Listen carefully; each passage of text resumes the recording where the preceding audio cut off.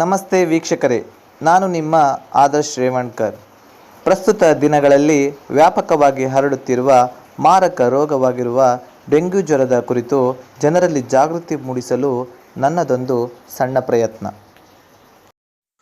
A media ಚಾನಲನ್ನು subscribe ಮಾಡಿ, ಬೆಲ್ಲೈಕಾನನ್ನು ಒತ್ತಿ ಪ್ರೋತ್ಸಾಹಿಸಿರಿ. ಇತ್ತೀಚಿನ ದಿನಗಳಲ್ಲಿ ಗಮನಾರ್ಹವಾಗಿ ಹರಡುತ್ತಿರುವ ಡೆಂಗ್ಯೂ ಜ್ವರವು ಈಡಿಸ್ ಈಜಿಪ್ಟಿ ಎಂಬ ಸೋಂಕು ಪೀಡಿತ ಹೆಣ್ಣು ಸೊಳ್ಳೆಯಿಂದ ವೈರಸ್ ಮೂಲಕ ಹರಡುವ ರೋಗವಾಗಿದೆ. ಡೆಂಗ್ಯೂ ಜ್ವರ ಇರುವ ರೋಗಿಯ ರಕ್ತ ಹೀರಿದ ಸೊಳ್ಳೆಯು ಬೇರೆ ವ್ಯಕ್ತಿಗಳಿಗೆ ಕಚ್ಚುವುದರಿಂದ ಈ ವೈರಸ್ ಒಬ್ಬರಿಂದ ಒಬ್ಬರಿಗೆ ಹರಡುತ್ತದೆ. ಹೆಣ್ಣು ಸೊಳ್ಳೆ ತನ್ನ ಮೊಟ್ಟೆಗಳನ್ನಿಡಲು ಬೇಕಾದ ಪ್ರೋಟೀನ್ಗಾಗಿ ಕಡಿಯುತ್ತದೆ. ಸೋಂಕಿತ ವ್ಯಕ್ತಿಗೆ ಕಡಿದಾಗ ಆತನಿಂದ ರೋಗಾಣುಗಳು ಇವುಗಳಿಗೆ ಹರಡುತ್ತವೆ.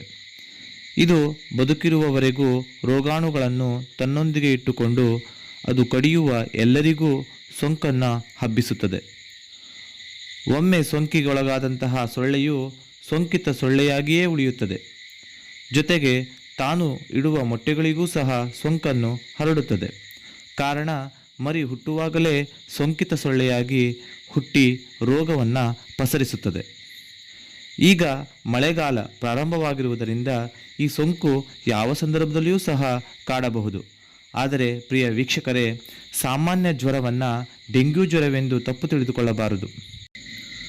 ಹಾಗಾದರೆ ಇಂತಹ ಸಂದರ್ಭದಲ್ಲಿ ನಮಗೆ ಬಂದಿರುವ ಜ್ವರ ಸಾಧಾರಣ ಜ್ವರವೋ ಅಥವಾ ಡೆಂಗ್ಯೂ ಜ್ವರವೋ ಎಂದು ತಿಳಿದುಕೊಳ್ಳುವುದಾದರೂ ಹೇಗೆ? ಇದರ ಲಕ್ಷಣಗಳೇನಿರುತ್ತವೆ ಎಂದು ನೋಡುವುದಾದರೆ, ಸೋಂಕಿತ ವ್ಯಕ್ತಿಯಲ್ಲಿ ಅತಿ ಹೆಚ್ಚು ಅಂದರೆ ಶೀತ ಅಥವಾ ತೀವ್ರ ನಡುಗುವಿಕೆಯೊಂದಿಗೆ ಜ್ವರ ಕಂಡುಬರುತ್ತದೆ. ತೀವ್ರವಾದ ತಲೆನೋವು, ಕಣ್ಣು ನೋವು ಮತ್ತು ತೀವ್ರ ದೌರ್ಬಲ್ಯ ಕಂಡುಬರುತ್ತದೆ. ಮೂಳೆ ಮತ್ತು ಕೀಲುಗಳಲ್ಲಿ ತೀವ್ರವಾದ ನೋವು ಕಂಡುಬಂದಿರುವುದರಿಂದ ಇದನ್ನು ಮೂಳೆ ಮುರಿಯುವ ಜ್ವರವೆಂದೂ ಕರೆಯುತ್ತಾರೆ. ಬೆನ್ನಿನಲ್ಲಿ, ತೋಳು ಮತ್ತು ಕೈಕಾಲುಗಳಲ್ಲಿ ಸ್ನಾಯು ನೋವು, ಜೊತೆಗೆ ವಾಕರಿಕೆ ಮತ್ತು ವಾಂತಿ ಕಂಡುಬರುತ್ತದೆ. ಸಾಮಾನ್ಯವಾಗಿ ಬಲವಾದ ಪ್ರತಿರಕ್ಷಣಾ ಸಾಮರ್ಥ್ಯ ಹೊಂದಿರುವ ಜನರು 1 ವಾರ ಅಥವಾ 10 ದಿನಗಳಲ್ಲಿ ಚೇತರಿಸಿಕೊಳ್ಳುತ್ತಾರೆ. ಆದರೆ ತಮ್ಮ ಪ್ರತಿರಕ್ಷಣಾ ಸಾಮರ್ಥ್ಯದಲ್ಲಿ ರಾಜಿ ಮಾಡಿಕೊಂಡಿರುವ ಜನರಲ್ಲಿ ರೋಗ ಲಕ್ಷಣಗಳು ಉಲ್ಬಣಗೊಳ್ಳುತ್ತವೆ ಮತ್ತು ಮಾರಕವಾಗಬಹುದು. ಹಾಗೂ ಈ ರೋಗ ಲಕ್ಷಣಗಳು ಜ್ವರ ಕಡಿಮೆಯಾದ 1 ಅಥವಾ 2 ದಿನಗಳ ನಂತರ ಪ್ರಾರಂಭವಾಗುತ್ತದೆ. ಹಾಗಾದರೆ ಈ ಡೆಂಗ್ಯೂ ಜ್ವರವನ್ನು ತಡೆಯುವುದು ಹೇಗೆ? ಸ್ನೇಹಿತರೆ, ನಮ್ಮ ಮನೆಯ ಸುತ್ತಮುತ್ತ ಶುಚಿಯಾಗಿ ಇಟ್ಟುಕೊಳ್ಳಬೇಕು. ಮಳೆಗಾಲವಾಗಿರುವುದರಿಂದ ಮನೆಯ ಒಳಗೂ ಹೊರಗೂ ಸ್ವಚ್ಛತೆಯನ್ನು ಕಾಪಾಡಬೇಕು.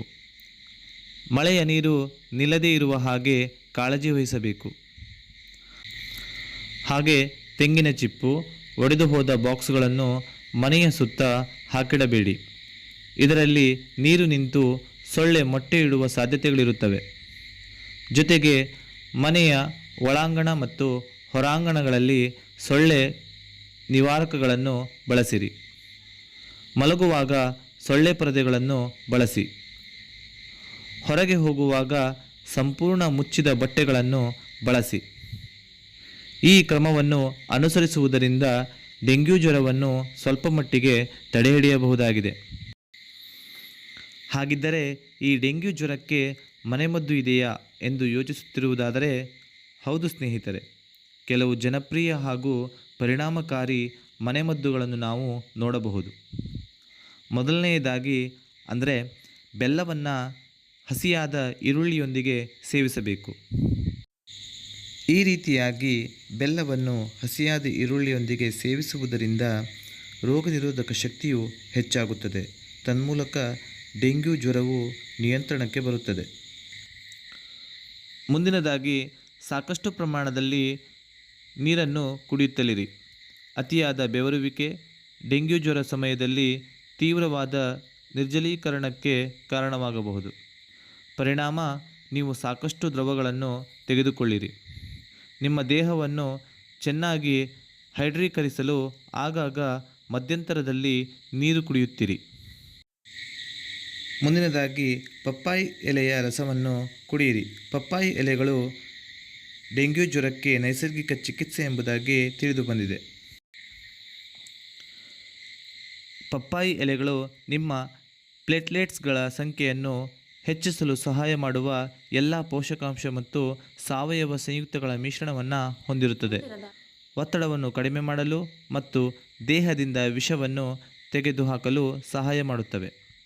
ನೀವು ಮಾಡಬೇಕಾಗಿರುವುದು ಅಂದರೆ ಪಪ್ಪಾಯಿ ಎಲೆಗಳನ್ನು ಪುಡಿ ಮಾಡಿದ ಎಲೆಗಳಿಂದ ರಸವನ್ನು ಸೋಸಿ ಕುಡಿಯುವುದು. ನಮಗೆ ಗೊತ್ತಿರೋ ಹಾಗೆ ತುಳಸಿ ಎಲೆಗಳು. ಈ ತುಳಸಿ ಎಲೆಗಳನ್ನು ದಿನಾಲು 5 ರಿಂದ 6 ತುಳಸಿ ಎಲೆಗಳನ್ನು ಅಗೆದು ತಿನ್ನಿರಿ. ಕಾರಣ ತುಳಸಿ ಎಲೆಗಳು ಅದ್ಭುತವಾದ ಗಿಡಮೂಲಿಕೆಯಾಗಿದ್ದು ರೋಗ ನಿರೋಧಕ ಶಕ್ತಿಯನ್ನು ಹೆಚ್ಚಿಸುತ್ತದೆ. ಸ್ನೇಹಿತರೆ, ಈ ಮಾರಕ ಡೆಂಗ್ಯೂ ರೋಗಕ್ಕೆ ಲಸಿಕೆಗಳು ಲಭ್ಯವಿದ್ದು ಹೆದರುವ ಅವಶ್ಯಕತೆ ಇಲ್ಲ. ಸುಮಾರು 9 ವರ್ಷದ ಮಕ್ಕಳಿಂದ ಹಿಡಿದು 45 ವರ್ಷ ವಯಸ್ಸಿನವರೆಗೂ ಎದುರಾದ ಡೆಂಗ್ಯೂ ಜ್ವರಕ್ಕೆ ಲಸಿಕೆ ಲಭ್ಯವಿದೆ. ಹೆಚ್ಚಾಗಿ ಡೆಂಗ್ಯೂ ಜ್ವರ ಕಂಡುಬರುವ ಪ್ರದೇಶಗಳಲ್ಲಿ 1 ವರ್ಷದಲ್ಲಿ 3 ಬಾರಿಯಂತೆ ಈ ಲಸಿಕೆಯನ್ನು ಕೊಡಲಾಗುತ್ತದೆ.